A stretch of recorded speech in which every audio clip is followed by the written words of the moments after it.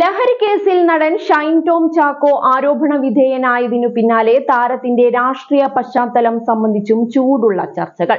ഷൈൻ ടോം ചാക്കോ ഇടതുപക്ഷ അനുഭാവിയാണെന്ന് ചൂണ്ടിക്കാട്ടി കോൺഗ്രസ് നേതാവ് വി.ടി. ബൽറാം ഫേസ്ബുക്കിൽ പങ്കുവച്ച പോസ്റ്റാണ് ചർച്ചകൾക്ക് ആധാരം. ഷൈൻ ടോം ചാക്കോയൊക്കെ കേരളം ആരാണ് ഭരിക്കുന്നതെന്ന് മനസ്സിലാക്കി കളിക്കുന്നത് നല്ലതായിരിക്കുമെന്ന് CPM നേതാവും രാജ്യസഭാ MP-യുമായ A. റഹീമിന്റെ പരാമർശത്തിന് മറുപടിയായിട്ടായിരുന്നു വി.ടി. ബൽറാമിന്റെ പ്രതികരണം.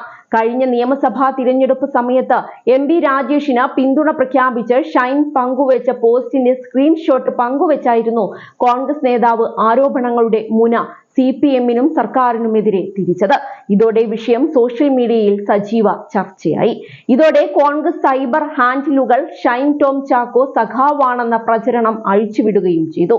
അതിനിടെ കോൺഗ്രസ് നേതാവ് രാഹുൽ ഗാന്ധിക്കും പ്രിയങ്ക ഗാന്ധിക്കും പിന്തുണ അറിയിച്ച് ഷൈൻ പങ്കുവച്ച പോസ്റ്റ് കുത്തിപ്പൊക്കി ഇടത് ഹാൻഡിലുകൾ കോൺഗ്രസിന് മറുപടി നൽകി. അഭിവാദ്യങ്ങൾ സഖാക്കളെ എന്ന കുറിപ്പിന് ഒപ്പമാണ് ഷൈൻ കോൺഗ്രസ് നേതാക്കളെ പിന്തുണച്ചുകൊണ്ടുള്ള പോസ്റ്റ് ചെയ്തിരിക്കുന്നത്. 2020-ലാണ് ഷൈൻ ഇത്തരം ഒരു പോസ്റ്റ് പങ്കുവച്ചത്.